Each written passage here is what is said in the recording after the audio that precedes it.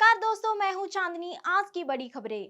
प्रधानमंत्री नरेंद्र मोदी ने मंगलवार को यानी आज रोजगार मेले के तहत 70,126 नव नियुक्त कर्मचारियों को नियुक्त पत्र वितरित किए और इस दौरान विपक्षियों पर जमकर बरसे। पीएम मोदी ने कहा कि पिछली सरकारों की पहचान राजनीतिक भ्रष्टाचार और सरकारी धन के दुरुपयोग की बन गई थी।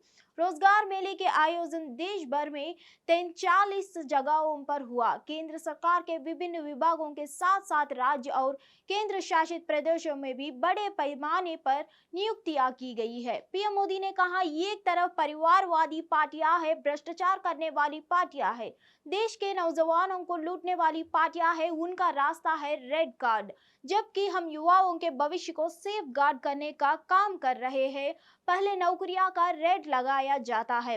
चापरासी के लिए एक रेट था, नर्स की नौकरी के लिए अलग रेट था। लोग अपनी जमीन बेचकर नौकरी हासिल करते थे। रेड कार्ड अपने सपनों को चूर चूर कर देते हैं, जबकि हम आपके संकल्पों को साकार करने में लगे हैं। आपकी और आपके परिवार के भी सभी इच्छाओं और आकांक्षाओं को सेफ गार्ड करने में लगे हैं। दिल्ली एनसीआर में भूकंप के झटके महसूस किए गए हैं। दिल्ली के अलावा पूरे उत्तर भारत में ये झटके महसूस किए गए हैं। दोपहर करीब 1 बजे धरती हिलने पर लोग घरों से बाहर निकल आए।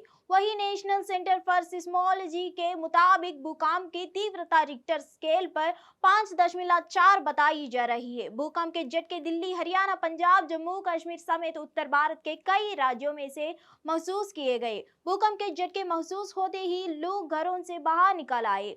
इस संबंध में मीडिया से बात करते हुए श्रीनगर से स्थानीय निवासी ने बताया, भूकंप से स्कूल के बच्चे घबरा गए। दुकानों में जो लोग थे वे बाहर आ गए। पिछले हफ्ते भी ऐसे ही हुआ था। आज के झटके ज्यादा तेज थे। पिछले कई महीनों से लगातार ये हो रहा है। बिहार में महागठबंधन में दरार पड़ती नजर आ रही है। नीतीश कुमार मंत्रिमंडल से संतोष मांझी ने की इस्तीफे की पेशकश कर एक नया मुद्दा उठा दिया है। संतोष मांझी ने पूर्व मुख्यमंत्री जीतन राम मांझी के पुत्र है। संतोष मांझी ने इस इस्तीफा की पेशकश संसदीय कार्य मंत्री विजय कुमार चौधरी को की है।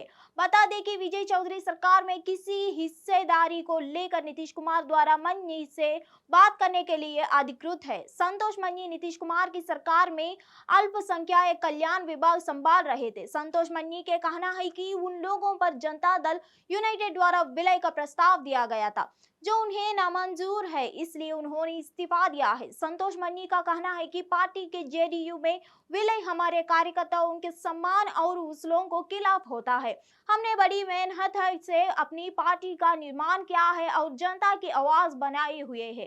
अगर हम अपनी पार्टी जेडीयू में मिला दे तो यह आवाज खत्म हो जाती है, इसलिए मैंने कैबिनेट से इस्तीफा देने का फैसला किया। संतोष मांझी का कहना है कि जिन्होंने इस्तीफा दे दिया है, लेकिन महागठबंधन के हिस्से वे अभी तक है।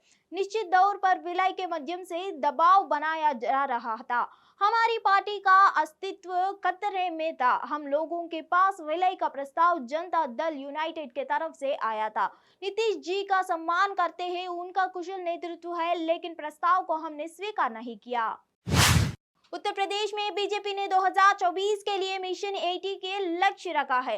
बीजेपी का 30 जून तक महासंपर्क अभियान चल रहा है। इसके बाद बीजेपी अपने संगठन में फेरबदल करेंगे और मिशन 80 के लिए नई टीम तैयारी करेंगे। वहीं उत्तर प्रदेश में हारी हुई जो 14 लोकसभा सीटें हैं, जिन्हें पार्टी ने रेड जोन में रखा है, उन सीटों का जिम्मा अब पार्टी के राष्ट्रीय अध्यक्ष जेपी नड्डा और केंद्रीय गृह मंत्री अमित शाह ने संभाल लिया है। जहां एक तरफ मिशन 80 के लिए नई टीम जल्द तैयार होगी, तो वहीं दूसरी तरफ बीजेपी सभी लोकसभा सीट पर जनसभा कर रही है। बीजेपी ने जिन 14 सीटों को रेड जोन में रखा है, वहां पार्टी के राष्ट्रीय अध्यक्ष जेपी नड्डा और केंद्रीय गृह मंत्री अमित शाह ने जिम्मा संभाल दिया है। 26 जून को बीजेपी की राष्ट्रीय अध्यक्ष जेपी नड्डा स्वस्त्री सीट पर और 29 जून को केंद्रीय गृह मंत्री अमित शाह बिजनौर सीट पर चुनावी जनसभा कर सकते हैं।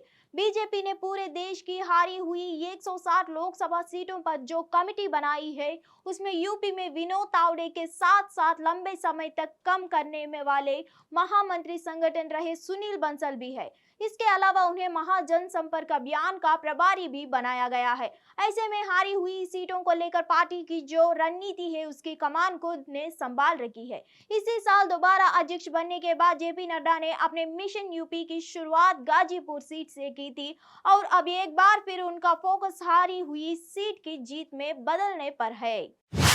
मुंबई में जुहू बीच के पास समुद्र में हुए हादसे में 2 बच्चे लापता है। शाम 5:30 बजे के करीब हाई टाइड के दौरान 6 बच्चों का ये एक समूह समुद्र की तरफ गया था।